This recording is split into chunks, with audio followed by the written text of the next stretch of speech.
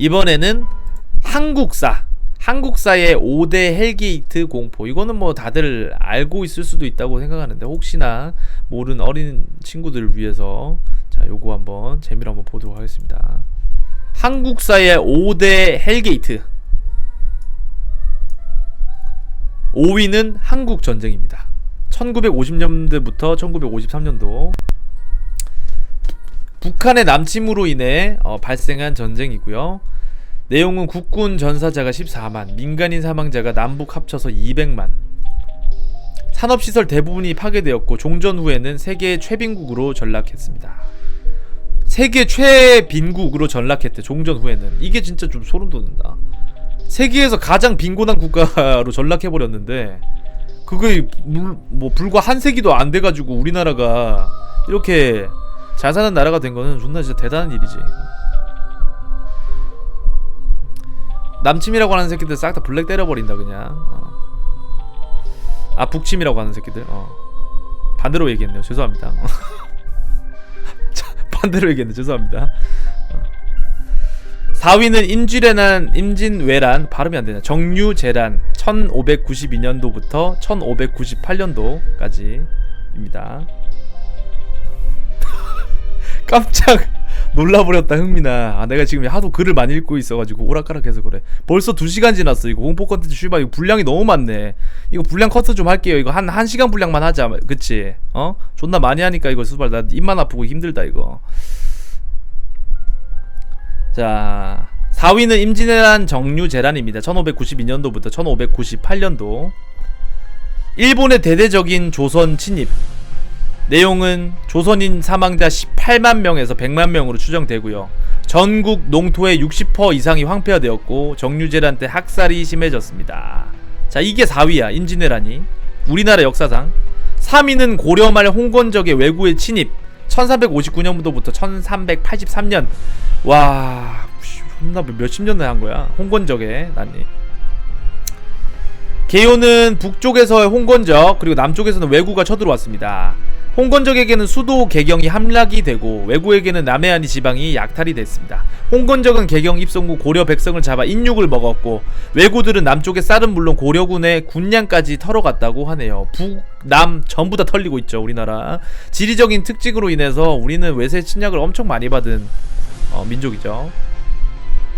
2위는 대몽항쟁입니다. 대몽항쟁 1231년도부터 1259년.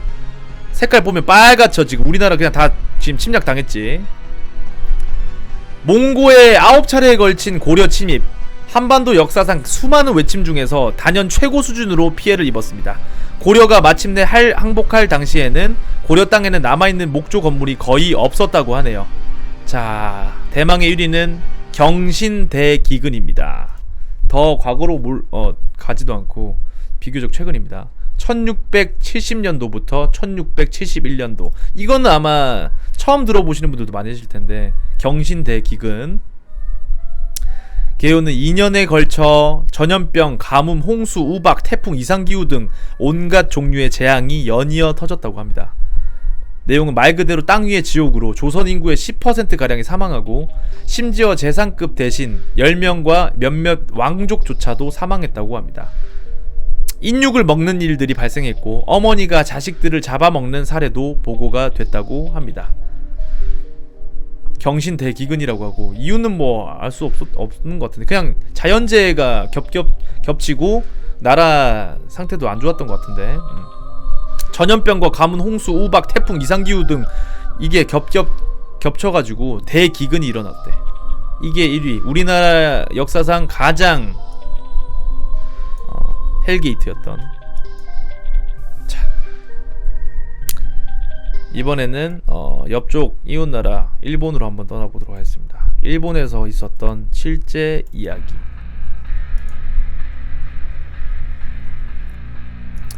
일본 장애인 시설 살인사건 25명 살해자입니다. 얼굴은 이렇게 생겼네요. 이건 작년도 일이에요. 2016년 7월 26일 일본 사가미하라 장애인 시설에서 일어난 흉기 난동 살인사건. 거동이 힘든 장애인들을 무자비하게 공격하여 다수의 사망자가 일어난 대량 살인사건입니다. 사가미하라 츠쿠이야 마유리엔 장애인 시설에는 범인인 우에마츠 사토시가 침입했습니다. 밤에는 출입문을 잠그게 되는데 우에마츠는 자신의 차량에서 해머를 꺼내서 창문을 깬 뒤 침입하여 야근하고 있던 직원 9명을 밴드로 결박하여 방에 가둔 후 열쇠를 탈취했습니다. 그리고 자고 있던 장애인들이 있는 방에 들어가 칼로 찔러 차례로 죽이기 시작했습니다. 건물 안에 난동이 일어난 것을 확인한 직원은 바로 경찰에 신고했지만 경찰이 도착했을 때는 이미 상황이 끝난 뒤였다고 합니다. 장애인 시설들의 입소자들은 대부분 거동도 힘든 중증 이상의 장애인들 뿐이었고 도망도 힘든 채 자다가 습격을 당하여 25명이 사망하게 되었고요. 45명이 부상을 입게 되었습니다. 일본에서도 2차 세계대전 이후 흉기로 죽인 최다 사망 살인사건으로 보고 있고요. 중상자들을 치료하고 있는 병원에서도 다수의 환자가 목뼈에 칼이 닿을 정도로 큰 상해를 입었으며 아마 이는 평범한 칼의 능숙도가 아니었을 거라고 합니다. 또 범인은 의도적으로 중증 장애인만 계획하여 공격하였으며 시설에 경증 장애인도 많았지만 경증 장애인은 한 명도 건드리지 않았다고 합니다. 범인의 진술에서도 중증 장애인만 노렸다고 하고요. 범인 우에마츠 사토시는 전에 츠쿠이야마 유리엔 장애인 시설에서 일했던 직원이었고 이 때문에 범인으로 지목이 되었습니다. 범행 후 오전 3시에 경찰서에 직접 찾아가 범행을 시인했고 자진 출두했을 당시 3자루의 칼을 소지하고 있었고 사건 현장에서는 칼 2자루가 추가로 발견되었다고 합니다. 아마도 5자루의 범행을 계획하여 실행에 옮겼을 거라고 하고요. 우에마츠는 전에 일했을 당시에도 직원들과의 갈등이 있었고 장애인이 모두 없어졌으면 좋겠다, 중증 장애인을 구원하겠다라는 등의 말을 했다고 합니다. 그리고 또 도쿄 중의원 의장 공간에 편지를 보냈었는데 우에마츠가 보낸 편지의 내용은 장애인이 안락사할 수 있는 세계를 이라는 내용이 있었고 국가 지시만 있다면 중증 장애인을 대량 학살할 수 있다고 말했다고 합니다. 특히나 츠쿠이야 마유리엔을 지목하면서 장애인 470명을 말살하겠다는 글도 있었다고 합니다. 우에마츠는 소변과 혈액 검사를 해보니 대마초 양성 반응이 나왔고요. 또한 제정신이 아니라고 했습니다. 사건 전에는 정신병원에 입원한 기록도 있었으며 상태가 호전되자 퇴원했었다고 합니다. 경찰서에 자수하러 가기 전에도 자신의 트위터에 세계가 평화롭기를 뷰티풀 재팬이라는 내용을 남기면서 비정상적인 행각을 보였고 반성의 여지 또한 없었고요.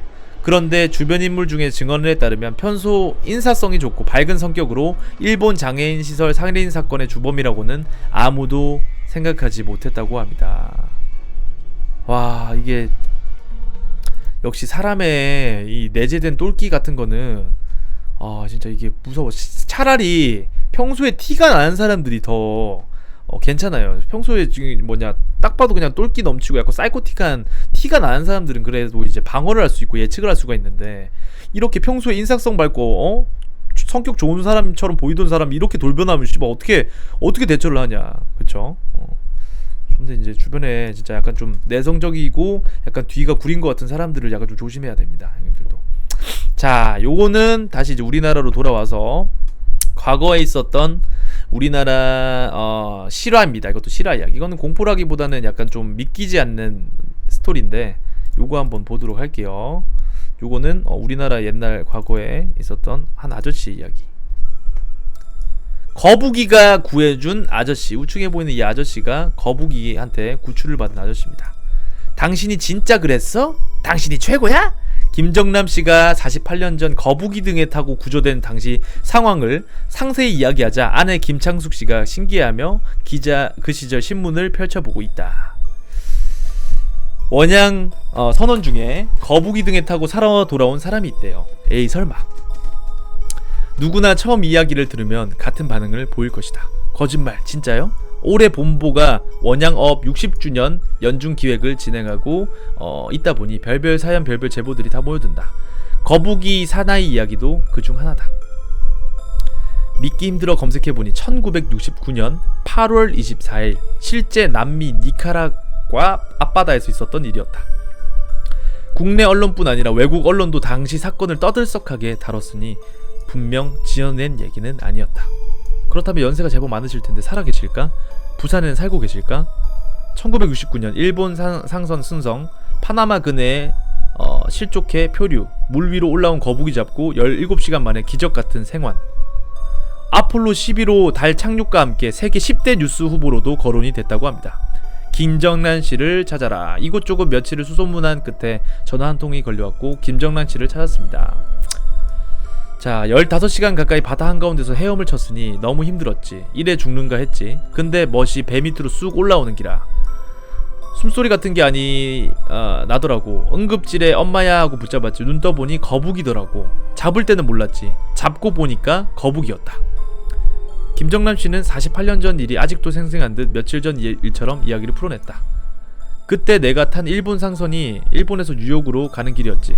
파나마 들어가기 하루 전날 동료들끼리 술 한잔하고 더버서 바깥판 쪽에 나와 있었는데 갑자기 롤링이 심해져가 물에 빠진 기라. 새벽 1시 반인가 떨어졌는데 그 다음날 오후 5시까지인가 떠밀려 다녔다. 김씨는 당시 운동한 몸이라 버텼고 지금 같으면 어림도 없을 일이라고 했습니다. 더욱이 김씨가 빠졌던 해역은 상어떼가 득실되는 바다였다고 합니다. 2시간여가 지났을까 기력을 잃고 거북이 등에 쓰러진 김씨에게 또 한 번 기적이 찾아왔다. 저 멀리 스웨덴 선적의 배 한 척이 나타난 것. 화물선 치타델호에 타있던 항해사는 그를 못 봤지만 아래에서 일하던 선원이 그를 발견했고요. 배가 저 수평선에 뜨는데 내하고 딱 일직선이더라고. 아차 살았구나 싶어서 내가 고함을 질렀지. 손을 흔들고. 그가 살아날 운명이었던지 마침 선원들은 일할 시간도 아닌데 오버타임 근무를 하고 있었다고 합니다. 그는 고마운 거북을 잘 가라고 밀어주며 선박을 향해 있는 힘껏 헤엄쳐 갔다고 합니다. 시타델호에 구조된 김씨는 미국 LA로 들어갔고 뉴욕타임스 호에 기사가 실리는 영광을 누리기도 했다고 합니다. 한국에도 곧 이 소식이 타전되었고 한국에서는 김씨 어머니가 하루도 빠짐없이 용왕제를 지낸 덕에 김씨가 전래동화 속 주인공처럼 살아났다고 했습니다. 이것도 신기하네. 어머니가 하루도 빠짐없이 용왕제를 지냈대요. 어머니가 매일 용왕제를 지내셨나봐. 그리고 예전에 아버지가 어선을 한 척 몰았는데 촌에서 거북이가 한 마리 그 물에 걸리더라. 그 거북을 술을 먹여 보냈대. 그때는 술을 먹여 보내면 좋다 해서 그랬는데 아버지 말은 가면서 그 거북이가 계속 돌아보더래. 몇 번을 돌아보더래. 그러이 미신이 아주 없다고는 못하진 않은 영도 영선사에 가면 김씨의 어머니의 공덕을 그린 공덕비도 아직 있다고 합니다. 오, 진짜 신기하다 이거는. 아니 뭐야 이거. 잠깐만 녹음을 좀 딴 걸로 바꿀게요. 이걸로. 얼마 전까지도 상선 성장으로 배를 몰았던 그는 선원들에게 산 고기를 잡지 말라, 낚시하지 말라고 신신당부를 한다. 지금도 아내와는 정월 초하루와 보름이면 막걸리와 북엇국을 끓여 용왕제를 지낸다고. 당시 이 사건은 UPI, API 등 세계 유수 통신사에 의해 세계로 전해졌는데 1969년 아폴로 11호 달 착륙과 함께 10대 뉴스 후보로도 거론이 되었습니다. 이후 김씨는 한국에서 10대 가요제 심사위원으로 출연하기도 했고 거북이표 비누회사에서는 평생 비누를 주겠다고 약속해오기도 했습니다. 이후 비누회사는 없어졌고요. 지금도 그는 동네에서 거북이 아저씨, 거북이 형님으로 통합니다. 남한테 잘해야겠다는 생각은 늘 하지. 근데 그게 마음대로 잘 안되네. 그래도 항상 그 기적을 생각하면서 마음을 다잡는다고 합니다. 이분은 부산에 살고 계신다네. 신기하죠? 거북이를 타고 그 망망대해 같은 바다에서 표류하다가 한 척의 배를 발견해가지고 구살생으로 목숨을 건지는 아저씨의 이야기. 겁나 신기하죠? 자, 이까지 볼까? 슈바 시간 너무 많이 가는데. 자, 업 버튼 안 누르신 분들 한 번씩만 부탁드릴게요. 띵동 문을 열어달라 들으면서. 자, 업 버튼 한 번씩만 들을게요. 띵동 문을 열어다오 내가 왔단다 숨으려 해도 소용없어 띵동 어서 열어다오 내가 왔단다 도망치기엔 이미 늦었어 처음은 새로 보는 라프라스는 거북이 아니잖아.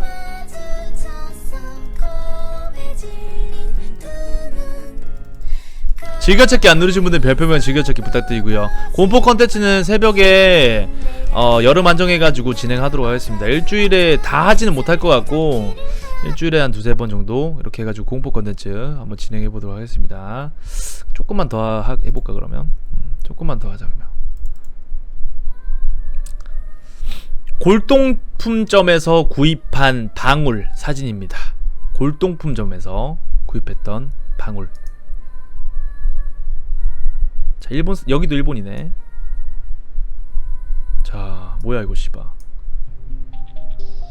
약간 그 고양이 목에나 달 법한 방울같이 생긴 거네요. 방울. 이쁘게 생겼네. 도라에몽 같아서 귀엽다는 생각에 골동품점에서 구입한 방울인데 집에 두니 밤마다 가끔 딸랑딸랑 소리가 났다. 그런 기분 나쁜 목걸이를 도라에풍이 목걸이로 만들고 걸고 복도를 걷고 있으니 할머니가 버리고 오라고 화를 냈다. 이 트위터에 쓴 거네. 뭐야 씨발. 너무 건조한 소리가 나서 도대체 뭐가 들어있을까 하고 갈라진 틈으로 보니 뭔가 하얀 게 들어있어서 열어보니 이가 들어있었다. 오씨, 이거 뿌리까지 다 뽑은 건데?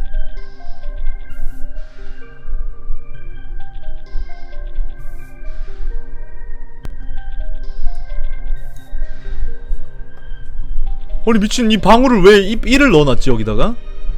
아예 처음부터 이를 넣고 만든 건가? 일단 실제로 일어난 일이라고. 이거 뭐 원인이라든지 이런 거는 뭐 안 나와있지. 그냥 이 사람도 모르니까 골동품점에서 산 건데. 자, 이거는 번외로 그냥 간단하게 만화 한번 보고 가도록 할게요. 머리가 좋아지면 약이 개별되면 안 되는 이유. 자, 이거는 번외로 Monkeys Allowed. 자, 슈퍼 인텔리전스 셀럼 주입하고요. 똑똑해진 원숭이는 바나나를 위에 있는 거를 어떻게 할지 고민하다가 자살을 하게 됩니다.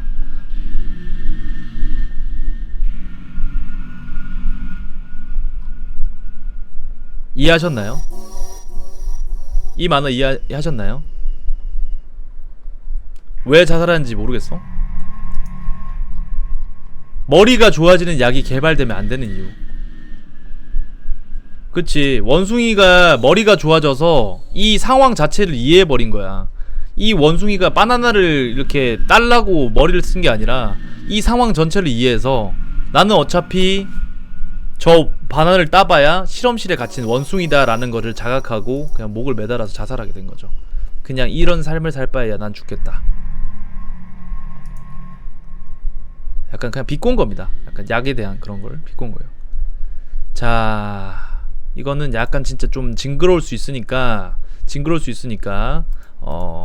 좀 심약하신 분들이나 징그러운 거 잘 못 보시는 분들은 뒤로 가기 버튼이나 아니면 잠깐 화면을 가려주시길 바랍니다.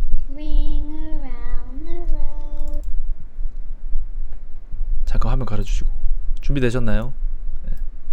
좀 징그러울 수 있습니다. 요거는 뭐 19금 안 걸어도 되는 거긴 한데 조금 징그러울 수 있으니까 화면을 가려주시고요. 네. 좀 잔인한 거 못 보시는 분들은 좀 가려주시고. 뉴욕의 어떤 사람의 특수한 재능을 다룬 사진입니다. 자, 이분인데요. 이 오른쪽에 요 사진의 주인공인데 특수한 능력이 있다고 하네요. 뉴욕에 사는 31살 캐서린 데이.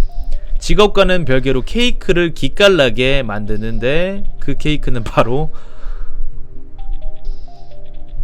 바퀴벌레 케이크 앤드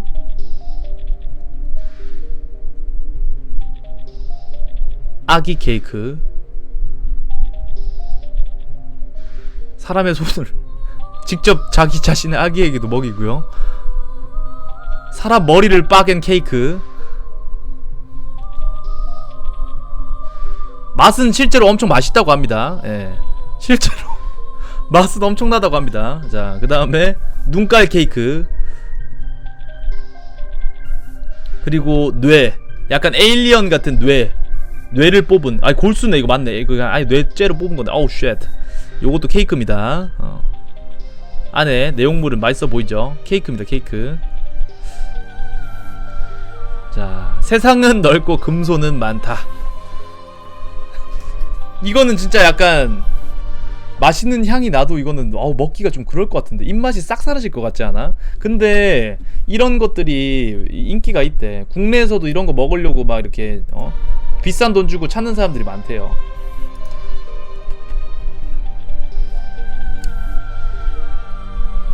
자, 이번에도 실화입니다. 저는 너무 실화를 좋아하기 때문에 실화 위주로다가 자료를 좀 준비해 봤습니다. 1997년 2월 18일 11시에 일어난 사건.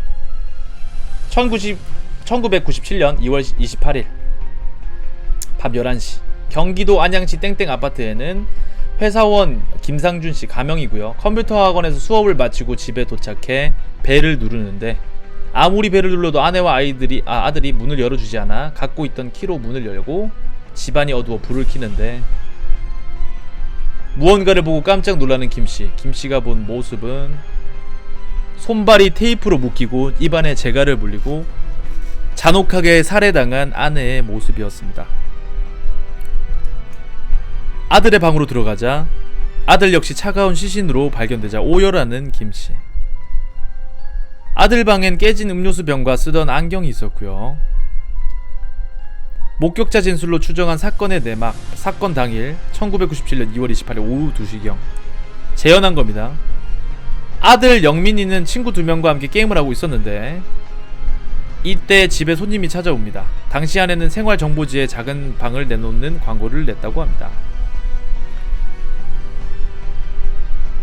아내 이순영씨는 손님과 장시간 대화를 나누고 당시 이를 근거로 경찰은 처음에 명치범으로 생각을 했다고 합니다.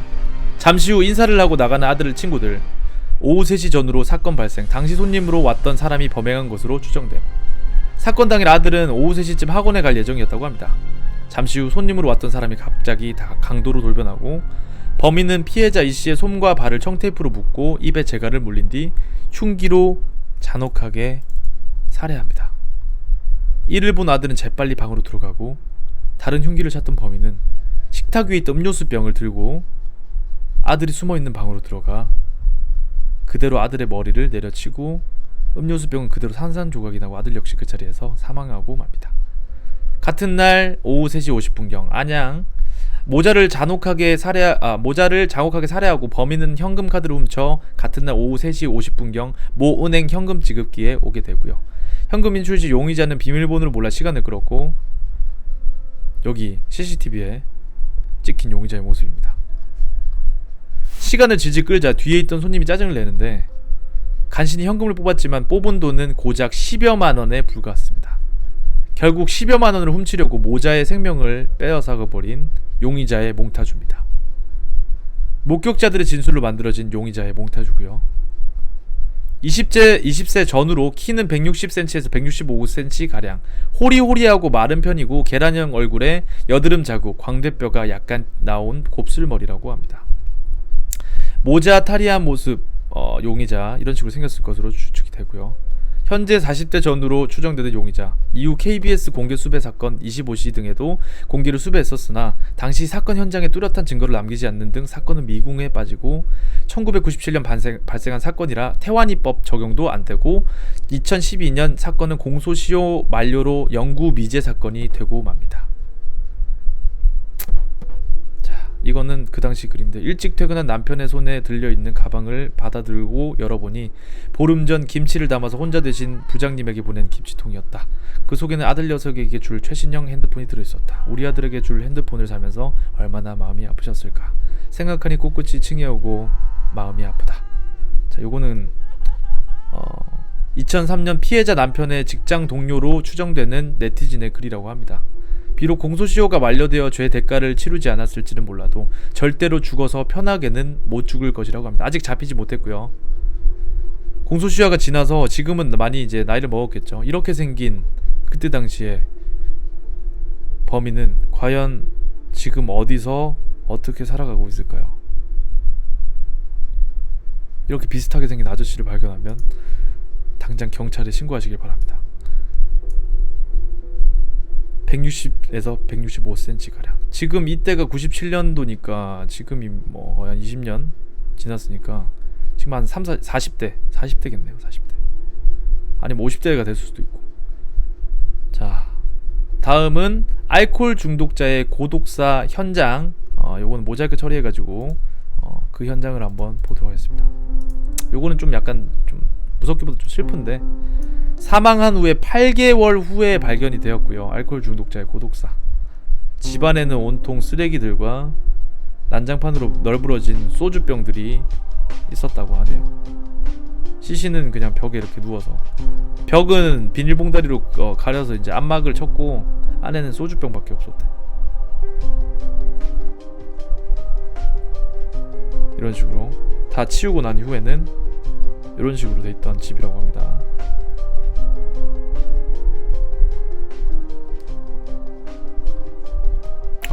이게 진짜 술 조심해야 돼, 형님들.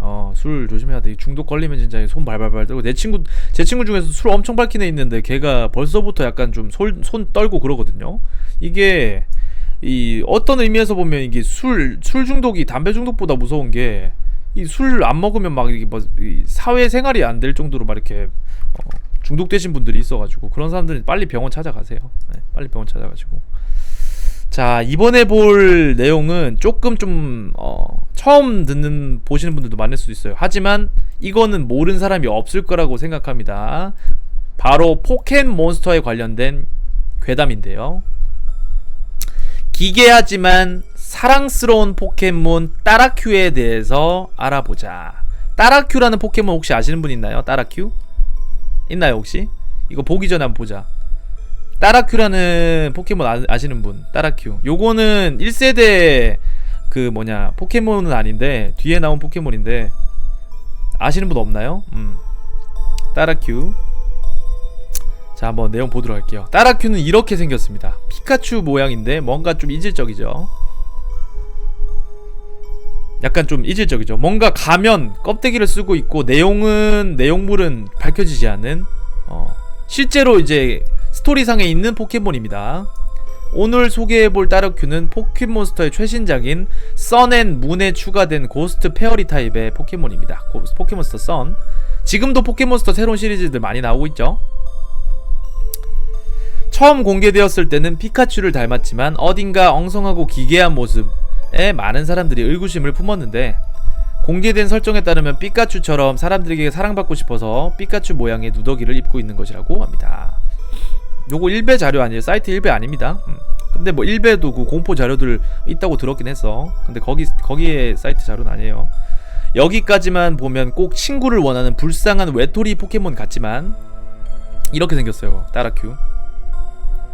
도감 설명에 따르면 누더기 속을 본 어떤 학자는 공포심에 미쳐버렸다고 하는 다소 소름 끼치는 설정도 갖고 있는 이상한 녀석이라고 합니다. 요거 이렇게 생겼습니다, 따라큐. 그럼 한번 포켓몬스터 썬앤문에 등장하는 이 녀석의 이야기를 한번 살펴보자. 주인공은 어떤 철거지에 들어가서 포켓몬의 사진을 포켓파인더로 찍어오라는 시련을 수행하게 됩니다. 퀘스트.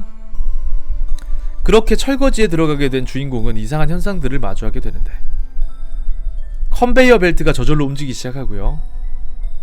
쇼핑카트가 스스로 움직이기 시작하고요. 그리고 이와 같은 괴현상에 조우한 주인공 앞에 어떤 포켓몬스터가 스쳐 지나가게 됩니다. 주인공은 그 피카츄를 따라서 어떤 방에 들어가게 되는데, 그 순간 포켓파인더가 멋대로 작동하기 시작합니다.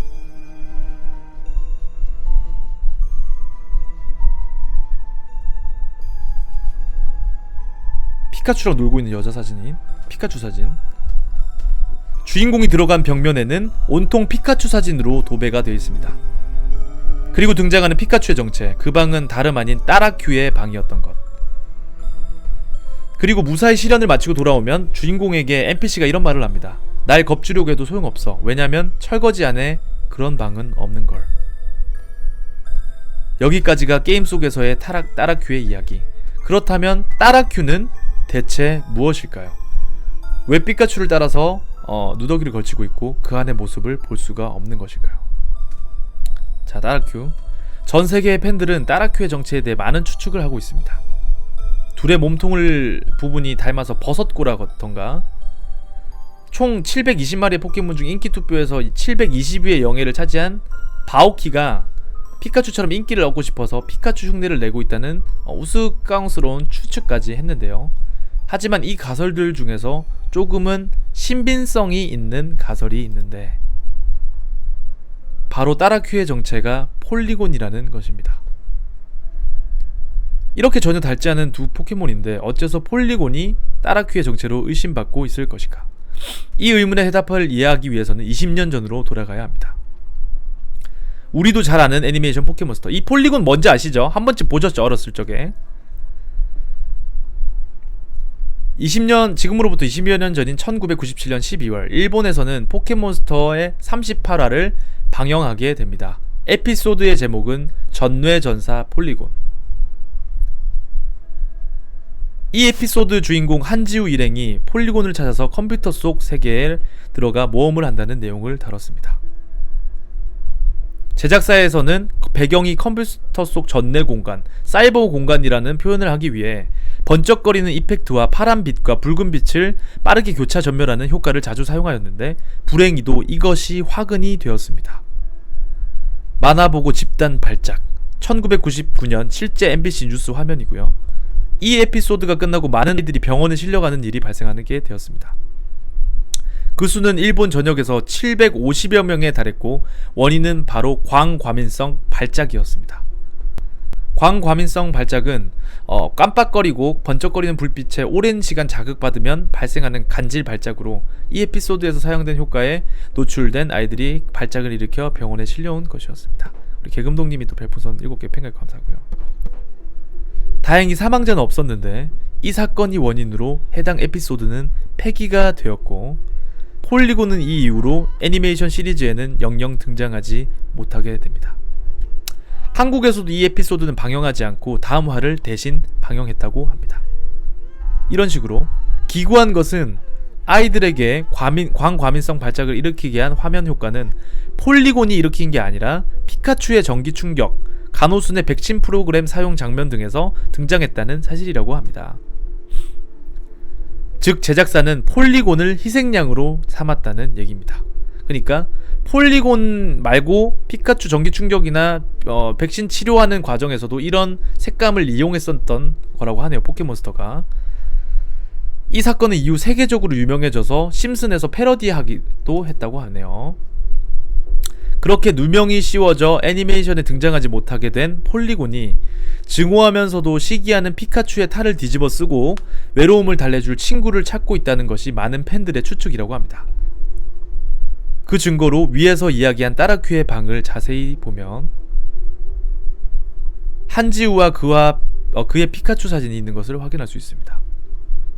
사실은 외로움이 많은 포켓몬. 또한 따라큐는 20년 전에 유행한 피카츄 굿즈를 참고해 누더기를 만들었다고 하는데 폴리곤 사태가 발생한 것도 20여 년 전이고요. 자신의 모습을 피카츄와 비슷하게 하는 것은 약 20여 년 전에 피카츄 굿즈가 유행했을 때 사실은 외로움이 많은 따라큐가 이 모습이라면 인간과 사이좋게 지낼 수 있을 것이라고 생각을 했기 때문이라고 하고요. 그리고 게임 포켓몬스터 선앤문에서 폴리곤을 얻을 수 있는 한 방 구석에는 따라큐의 누더기가 놓여져 있다고 합니다. 정말 따라큐의 정체가 애니메이션에 출연하지 못하게 된 폴리곤인지 혹은 전혀 다른 무언가인지 진실은 아무도 모르지만 이렇게 기괴하면서 안쓰러운 설정을 가진 따라큐는 전 세계에서 팬들의 많은 사랑을 받고 있다고 합니다. 외로움이 많아 피카츄의 탈을 뒤집어 쓰고 배틀 중에 누더기가 찢어지면 밤을 새워 홀로 수선한다는 따라큐. 어쩌면 슬프고 이 사랑스러운 포켓몬은 사랑받기 위해 혹은 살아가기 위해 가면을 쓰고 필사적으로 연기를 해나가야 하는 현대사회를 살아가는 누군가의 또 다른 자화상이 아닐까 생각해보며 글을 마친다고 글쓴이가 썼네요. 따라큐. 포켓몬은 이상하게 좀 약간 괴담 같은 게 많죠. 고스트 괴담도 있고 유령시티에 얽힌 괴담들도 있고 그쵸. 거기에 그 도트 8비트 유로 그 음악을 들으면 막 자살 충동 일으키고 하는 그런 것도 있는 거 보면 포켓몬스터 이 뭐 제작진들 중에서 약간 좀 희한한 사람이 있지 않나. 예. 작가라든지 보라시티 맞아. 자, 이번에는 어떤 한 사람이 꿨던 꿈 중에서 가장 무서웠던 꿈 내용이라고 하는데 요거 한번 보도록 하겠습니다. 내가 꿨던 꿈 중에서 제일 무서웠던 꿈. 요거 한번 볼게요. 자, 요거는 이제 만화 형식으로 돼 있는데 요거 한번 보도록 하겠습니다. 무언가에 쫓기다가 문득 정신이 들었다. 여긴 어디지?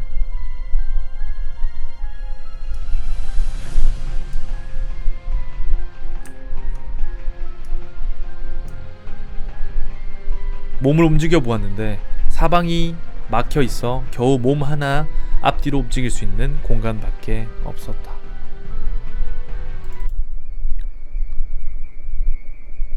빛이 전혀 없어서 감각에 의존하며 앞으로 나아갈 수밖에 없었다. 굴뚝이나 환풍구 같은 곳인 것 같았다. 기분이 너무 나빠서 빨리 나가야겠다는 생각이 들었다. 조금씩 앞으로 나아갔다. 얼마나 왔을까? 앞에 갈림길 같은 것이 있었다. 길을 잘못 들면 영원히 헤매게 될 거라는 생각이 들어 머리를 굴렸다.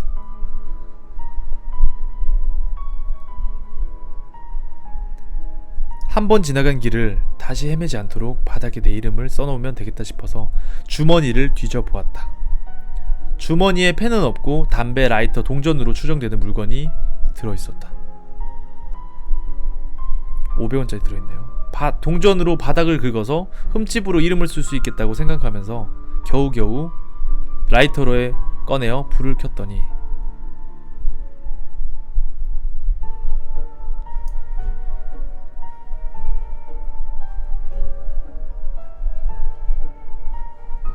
벽 사방에 내 이름으로 도배되어 있었다.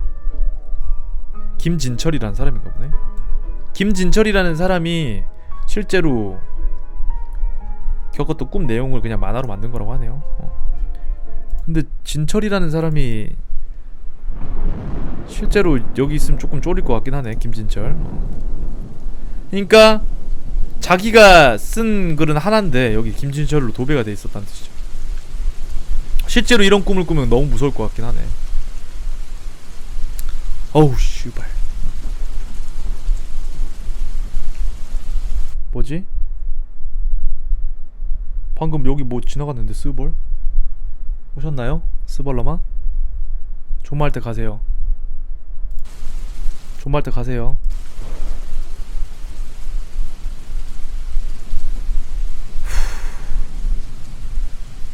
과거 일본에서 성행했던 식인 풍습에 대해서 한번 알아보도록 하겠습니다.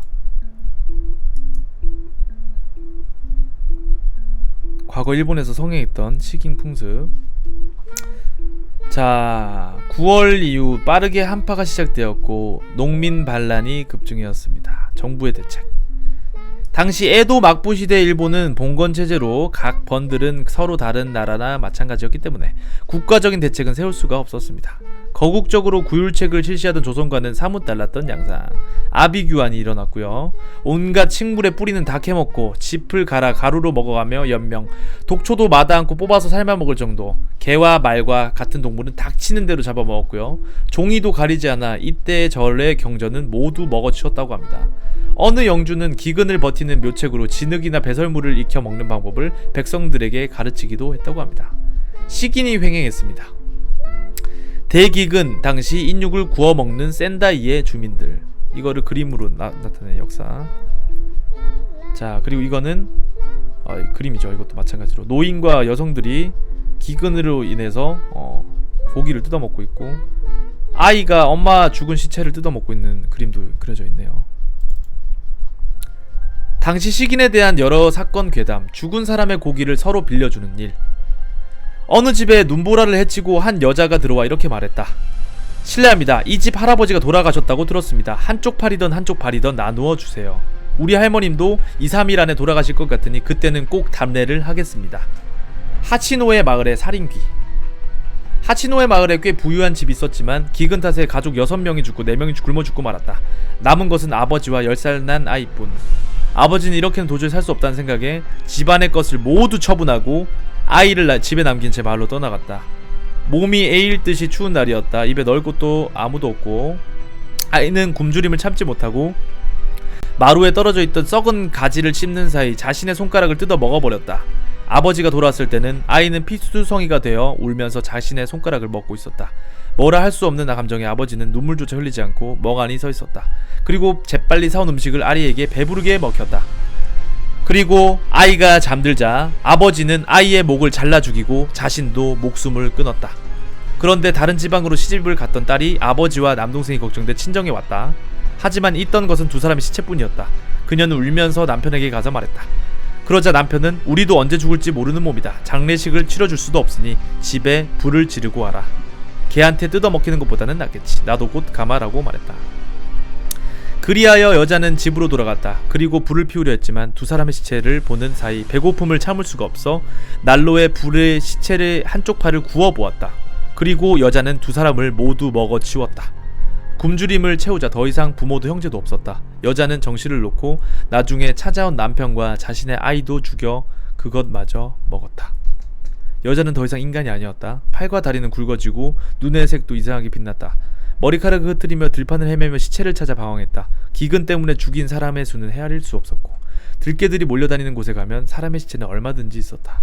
그러나 마침내 여자는 살아있는 아이들에게도 손을 대기 시작했고 도저히 내버려둘 수 없게 된 마을 사람들은 모여서 이 여자를 쫓아냈다. 하지만 마을 사람들은 너무나 불안했고 오히려 잡아먹일 것만 같았다. 간신히 여자를 산속으로 쫓아냈지만 이번에는 나무를 캐러 가는 사람들을 덮쳤다. 결국 마을 사람들은 사냥꾼을 불러 여자를 총으로 쏴 죽이고 말았다. 이거는 약간 그냥 이제 일본 문헌에 나와 있는 인육에 관한 내용이에요. 이 시대의 일본 문헌에 나와 있는 내용. 소설일 수도 있지 뭐. 근데 이제 실화를 바탕으로 했겠지. 히라가초 마을의 노파. 히라가초 마을에는 아기를 버릴 때 강 아래 절벽으로 버리게 되었다. 그 벼랑은 무너지기 쉬워서 기어오를 수 없었기에 언제부터인가 거기에 버리게 된 것이다.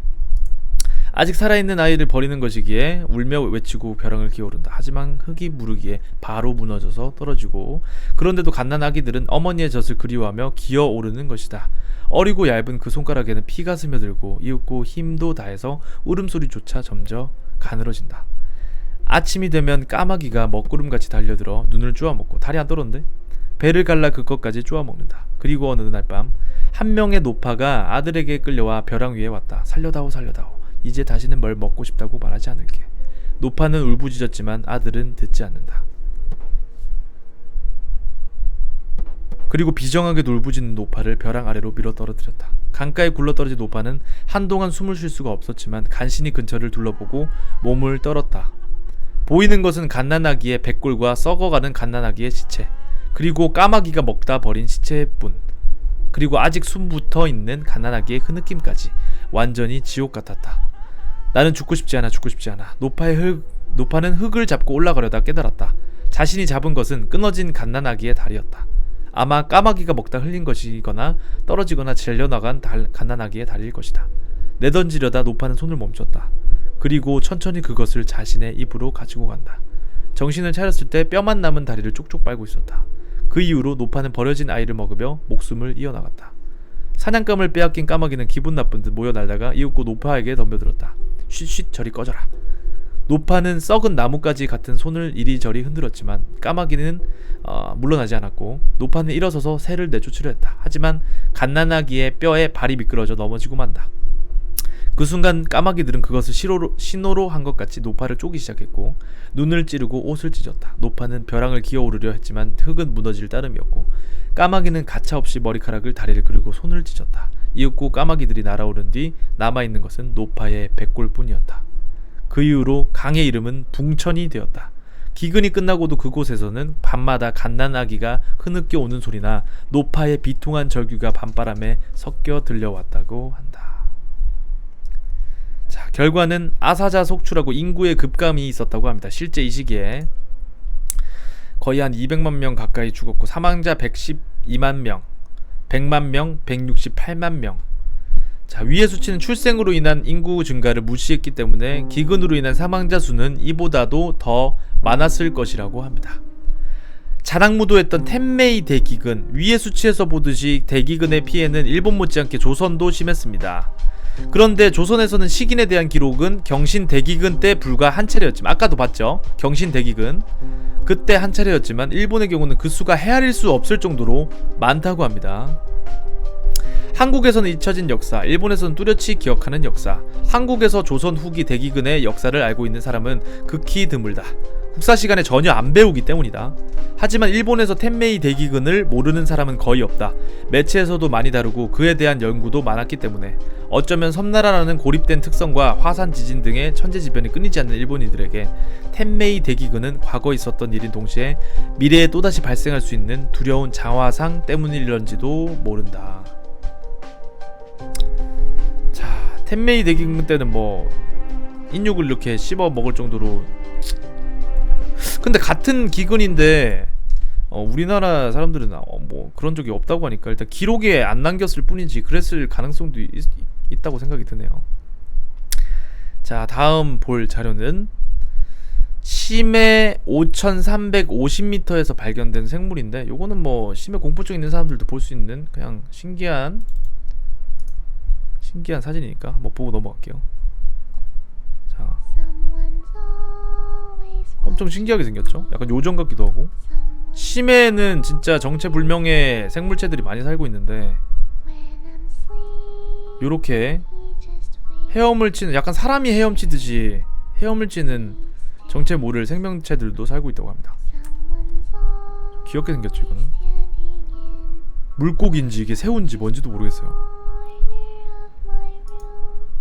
자, 이거는 또 우리나라에 있었던 실화 이야기네요. 예.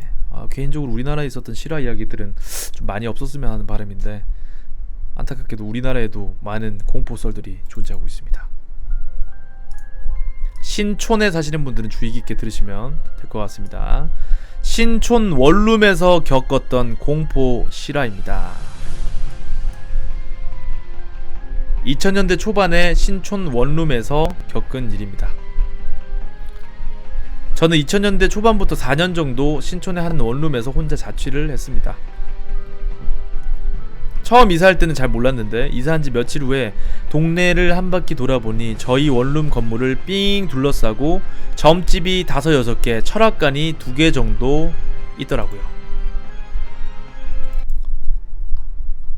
그래서 그랬는지 몰라도 이사하고 나서 1, 2년 정도 후부터 가끔 심상치 않은 꿈을 꾸곤 했습니다. 꿈에서 등산을 하고 있는데 화려한 환복을 입은 무당이 큰 나무 밑에서 기도를 하고 있다거나, 사람이 많이 몰린 곳에서 무당이 구출하고 있는 등 무당과 관련된 꿈을 많이 꾸었어요. 저는 이러다 무당이 되는 건 아닌가 싶어 제 꿈에 대한 해몽을 찾아보았습니다. 그랬더니 주변에 잡기가 있다 라고 하더라고요. 좀 찝찝하긴 했지만 동네에 점집이 많아서 그런가 보다 하고 넘겼습니다. 그런데 2004년 초부터 무당 대신 웬 여자들이 꿈에 나타나기 시작했어요. 꿈속의 여자들은 가만히 서서 누워있는 저를 쳐다보고 있었습니다. 그런데 그 여자들이 무섭다기보단 무척 슬퍼 보였어요.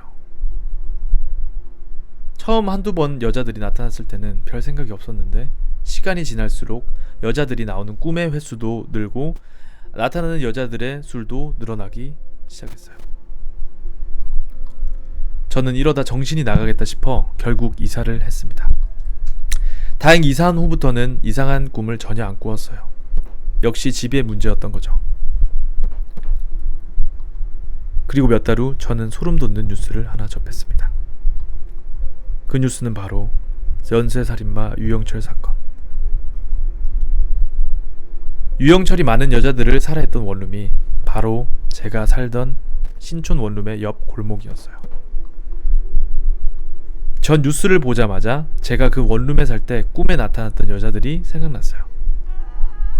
기사를 찾아보니 여자들이 제 꿈에 보이기 시작했던 시기와 유영철이 살인을 저지르던 시기가 맞아떨어지더라고요. 그걸 한 순간 온몸에 소름이 돋았습니다. 아마 그때 제 꿈에 나타나 슬픈 눈으로 저를 바라보던 여자들은 유영철 손에 억울하게 희생된 여자들이 아니었을까 합니다.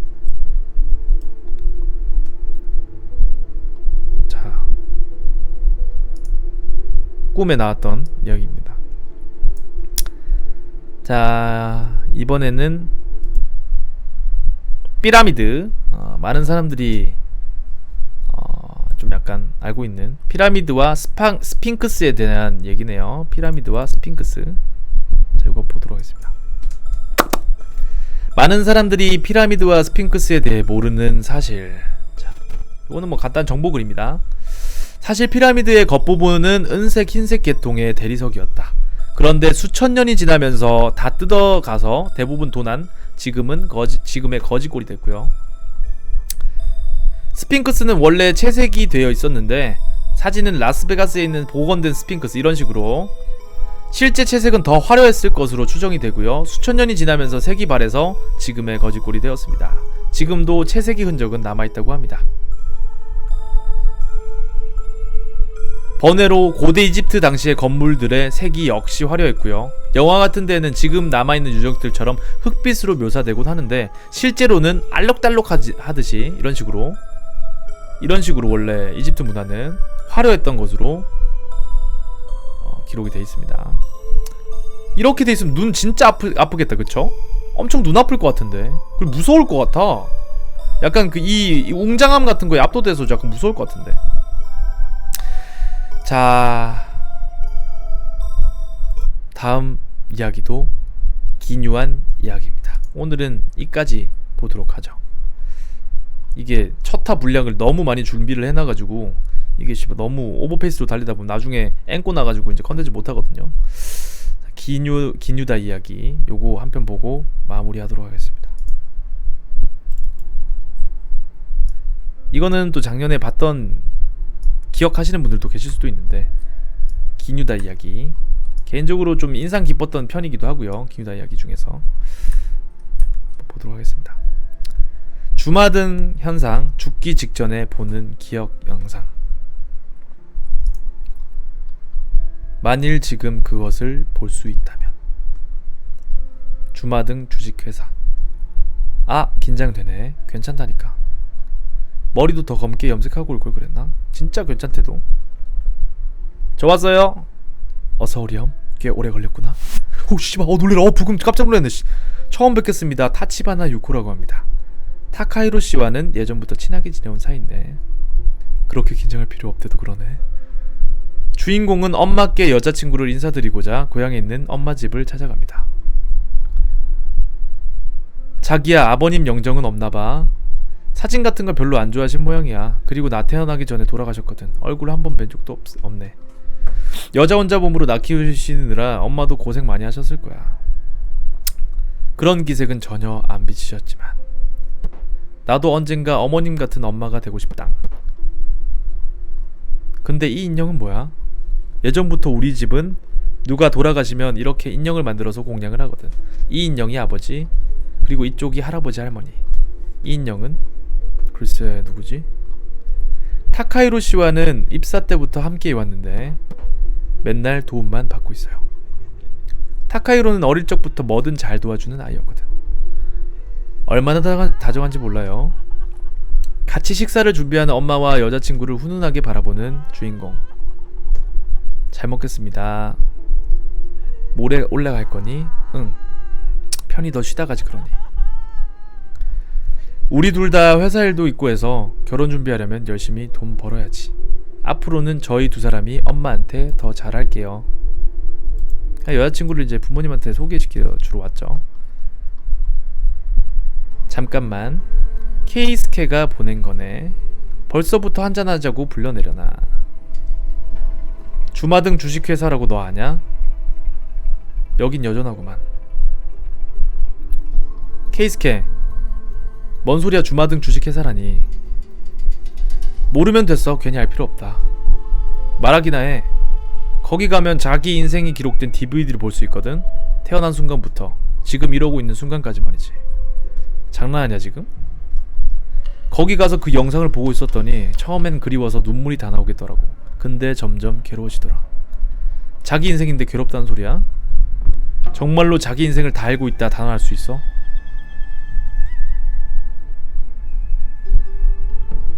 주마등 주식회사. 설마 여기가.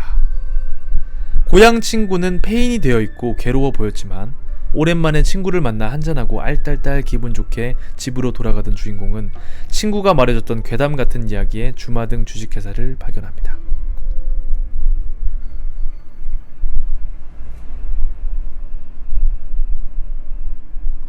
저는 주마등 주식회사의 안내인 카미누마라고 합니다. 주마등 주식회사란 게 무슨... 인생을 되돌아보실 수 있는 곳입니다. 들어오십시오. 세키 타카히로 영세. 정말 자기 인생을 볼 수 있는 겁니까? 고객님의 인생은 거기 있는 디스크에 모두 담겨 있습니다. 빨리 감기는 물론 챕터별로 재생하실 수도 있습니다. 혹시 궁금하신 점이 있다면 여기 있는 내선 전화를 이용해 주시면 감사하겠습니다. 다단계 뭐 이런 건 아니겠죠? 마음에 들지 않으시면 그냥 돌아가셔도 괜찮습니다. 단, 보게 되시는 영상은 다름이 아닌 고객님의 인생입니다. 그것을 받아들일지 여부는 고객님 스스로의 문제입니다. 그 점만은 양지해 주시길 바랍니다. 그러시면 세키 타카히로님, 당신의 23년 인생을 맘껏 되돌아 보십시오. 장난삼아 문만 열었는데 엘리베이터로 장소가 바뀌어있고 문을 연 동시에 지난 과거가 주마등처럼 스쳐갑니다. 그곳에는 마치 미리 알기라도 한 듯 주인공의 인생 DVD가 나열되어 있었습니다.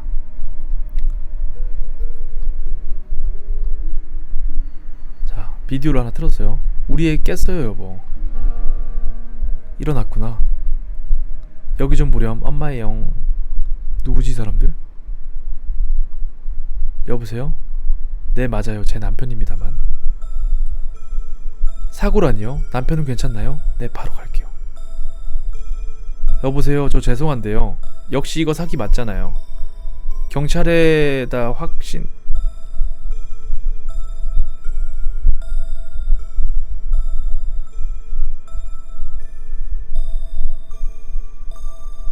엄마?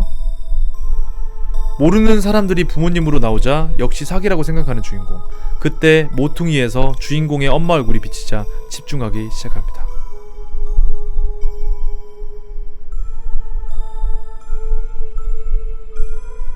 괜찮아 아가, 괜찮아. 어떻게 된 거지?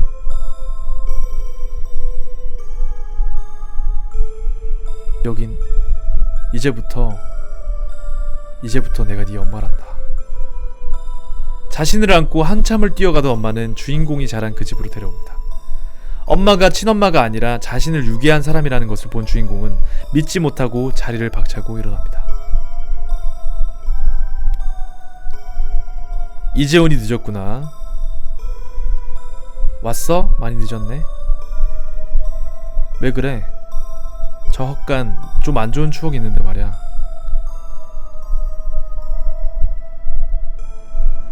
아 귀여워라.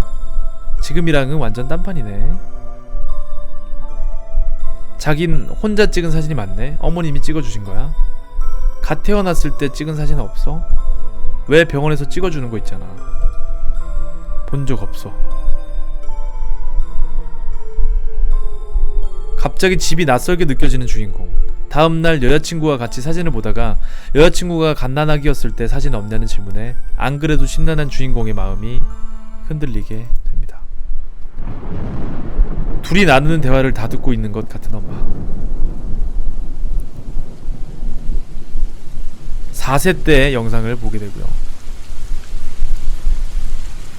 엄마? 돌려줘. 돌려줘 어서. 내 아이 돌려달란 말이야. 무슨 말씀이세요? 당신이 빼앗아 갔지? 당신이 유괴해 갔잖아. 무슨 말씀을 하시는지 모르겠네요. 웃기지마. 아무리 내 남편한테 미련이 남았어도 그렇지 당신 미쳤어? 미련 같은 건 없어요. 저한테는 타카히로가 있으니까요. 설마 그 사람이 죽은 것도... 뭐가 어떻게 된 거야? 주인공은 주마등 주식회사를 다시 찾습니다. 주인공이 4살 때 친엄마로 보여지는 여자가 찾아와서 아이를 돌려달라고 하는 장면을 보게 됩니다. 자, 다시 5세 때 사진을 들어가고요. 개구리의 노래가 들려와 꾸액꾸액꾸액꾸액. 다녀왔습니다. 응? 엄마 어딨어?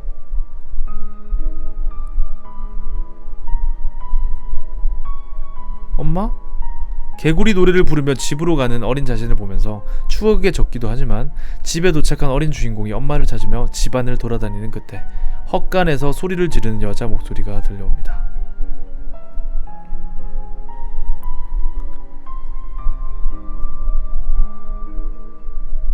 엄마. 엄마?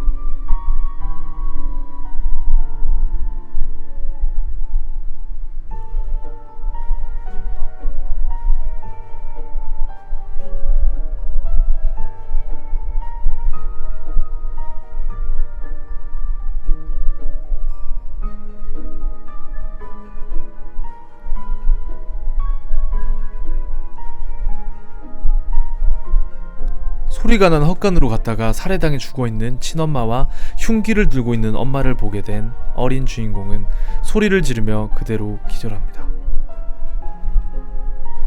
괜찮니 타카히로? 엄마, 헛간 앞에서 네가 쓰러져서 엄마가 얼마나 걱정했는지 아니? 엄마, 나 도깨비 봤어. 맞아, 그 헛간에 가면 도깨비가 나온단다. 그러니까 이제 가까이 가면 안 된다. 안 좋은 추억이란 게 엄마 그게 뭐야? 종이 인형이야. 사람이 죽었을 때는 그 사람의 인형을 만들어서 불단에 올리는 거란다. 그러면 죽은 사람도 미련이나 원망 같은 걸 다 잊고 성불할 수 있단다. 헛간에서 본 엄마를 도깨비라고 믿어버린 천진난만한 어린 주인공과 달리 충격에 휩싸인 주인공. 불단에 있던 나머지 종이 인형이 친엄마라는 사실에 괴로워합니다. 개구리의 노래가 들려와 이제 오니? 늦었네? 엄마, 응, 아냐 아무것도. 저녁 금방 차려줄게. 유코는? 배고프지? 많이 먹으렴.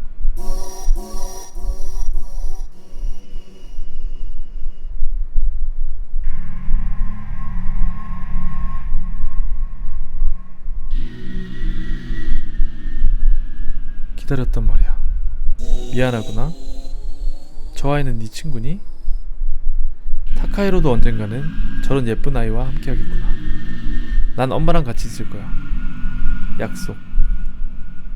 우리 아들 엄마랑 약속하는 거다. 손가락 걸고 약속. 손가락 걸고 약속.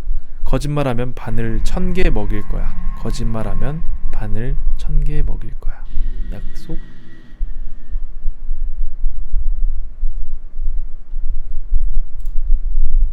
결국 터덜터덜 집으로 돌아간 주인공을 따뜻하게 맞아주는 엄마에게 애써 웃음을 지어 보입니다. 그리고 끝내 자살하는 주인공.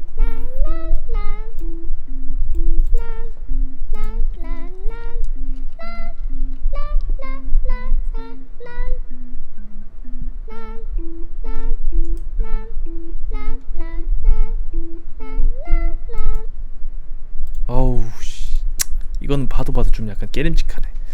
자, 이야기 요거 기묘한 이야기였고요. 기묘한 이야기, 기뉴다 이야기가 아니라 기묘한 이야기입니다. 요렇게 해가지고 오늘 공포 컨텐츠 일단 뭐 찾은 것까지는 1회차 요렇게 마무리하도록 하겠습니다.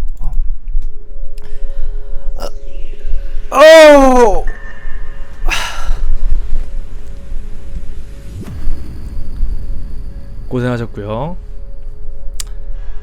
여름 공포 컨텐츠는 주 2, 3회 정도 한 달 가량 진행할 예정이니까 참고하시고.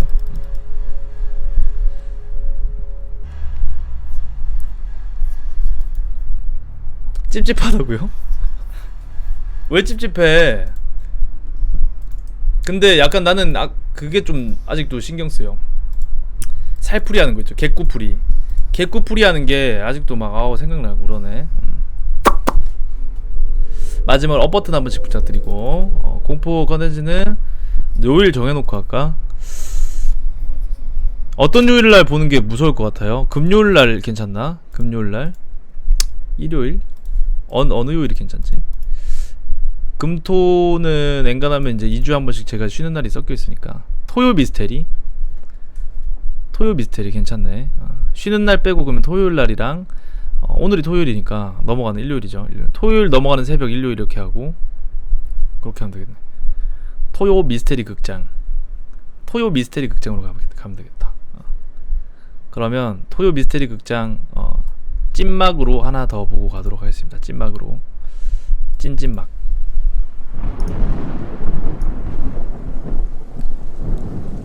찐찐막.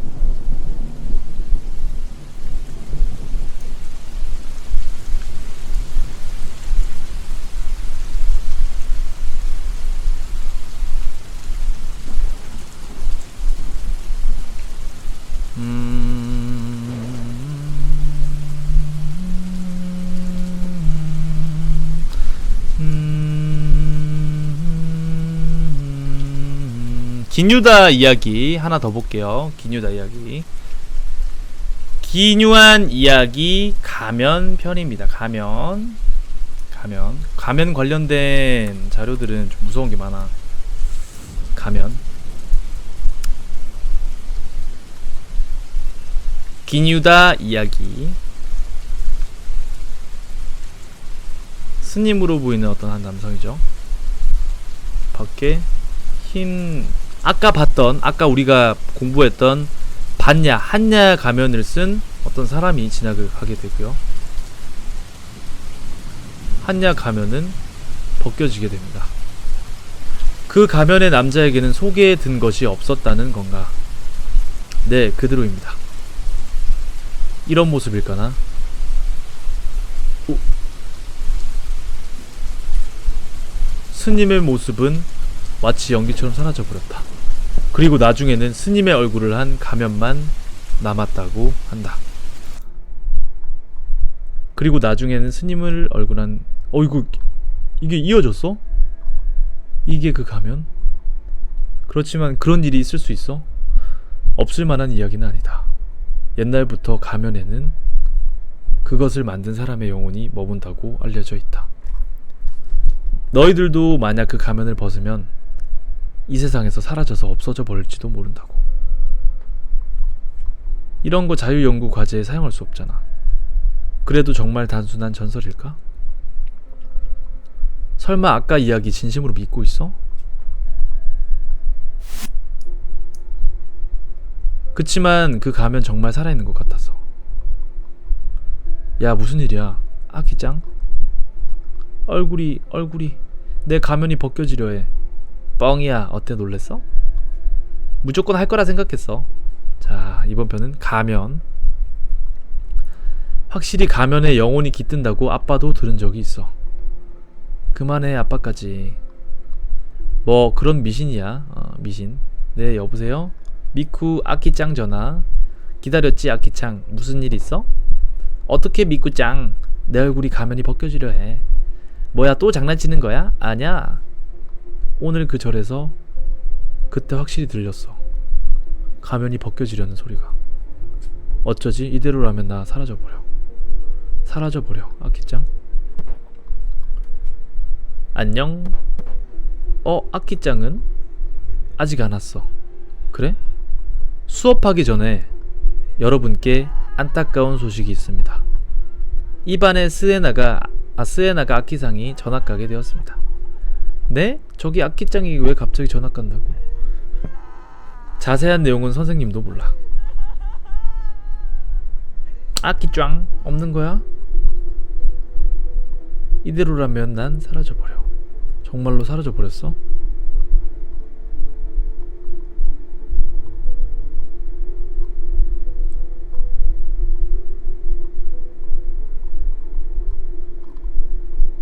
무슨 일이야, 미쿠? 몸이라도 안 좋아?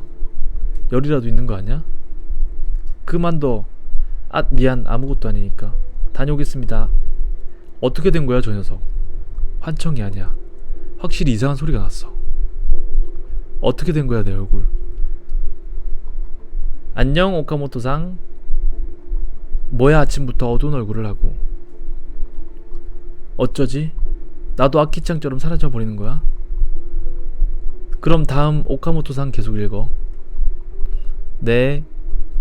미쿠짱 괜찮아? 어제부터 이상해. 위험해. 야, 괜찮아, 미쿠짱? 싫어. 미쿠짱. 싫어, 사라지고 싶지 않아. 꿈도 있는데. 하고 싶은 일도 많은데.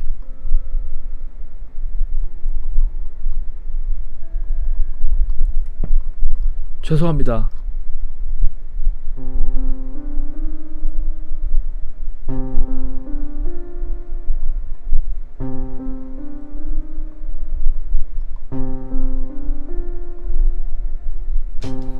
어서와. 미쿠? 부탁해요. 하나님 도와주세요. 나 아직 사라지고 싶지 않아. 움직일 수 없어. 목소리도 안 나와. 살려줘. 내가 만든 가면이여. 자, 내 원래대로 돌아와줘.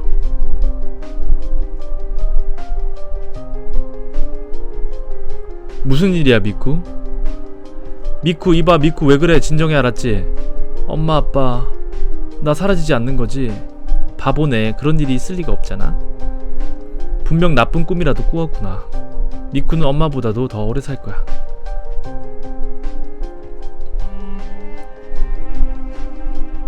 엄마의 눈이 무섭게 변하네요. 그래서 따님은 위에서 자고 있어요. 저기 저희 딸은 걱정 마세요. 뒤는 맡겨주세요.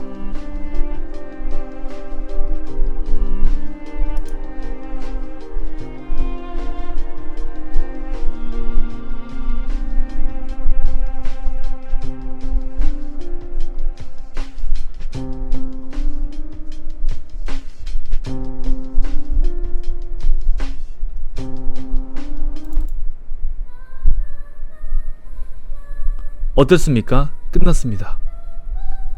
뭔가 심각한 이상이라도? 아니요, 다만 마스크가 벗겨지기 쉬웠을 뿐입니다. 얼마 전에도 인근에서 유사한 문제가 있었습니다. 공교롭게도 그쪽은 다른 심각한 결함이 발견돼서 폐기되어 버렸습니다만, 따님의 경우 그걸로 불안해져서 이상한 공상을 돌아다니게 된 거죠. 정신이 불안정하거나 여러가지 공상을 하는 것은 대개 안드로이드, 아니 실내 따님의 컴퓨터가 우수한 증거입니다. 만약을 위해 메모리에서 이번 고민을 삭제했습니다.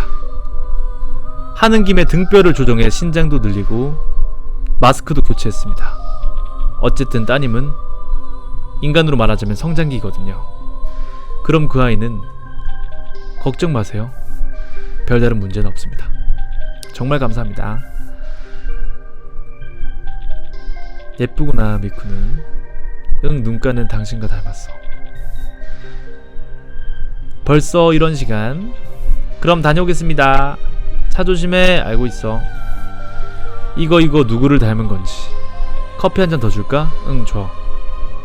엄청난 환경 파괴에 의해 인류의 출산율이 0%가 되고 나서 약 20년. 상황은 여전히 호전될 가망이 없다고 하는데, 네, 우리의 미래는 더욱더 인공생명체, 이른바 안드로이드의 아이들에 만나게 된다는 것입니다. 있지, 미쿠짱. 응? 그게 전보다 더 예뻐진 것 같고. 그래? 있지, 당신 이번 휴가 오랜만에 가족과 함께 식사라도 가지 않을래? 응, 좋네. 그렇게 할까?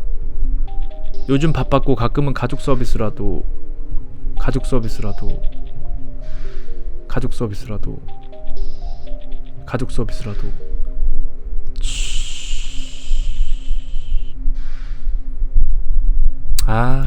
이래서 구형 모델은 여기서 긴급 속보입니다. 유해 오염물질 TM5.0의 경보가 발견되었습니다. 즉시 창문을 닫고, 큰일이다.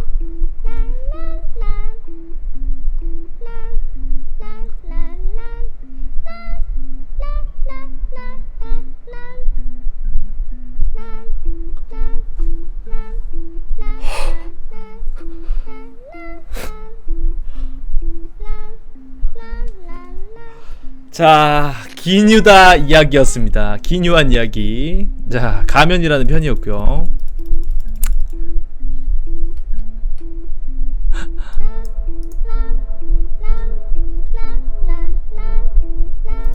결국에는 딸도 안드로이드, 남편조차 안드로이드였던 미래의 저출산 문제로 인해서 출산율이 0%가 됨으로써 안드로이드의 자녀와 남편이 일상생활을 하고 있는 모습이었습니다.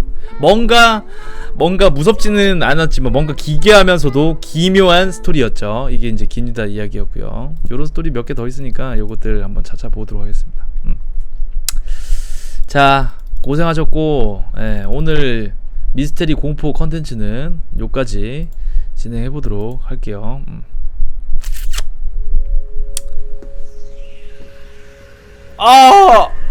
업버튼 안 누르신 분들 한 번씩만 부탁드립니다. 업버튼. 업버튼 한 번씩만 좀 부탁드릴게요.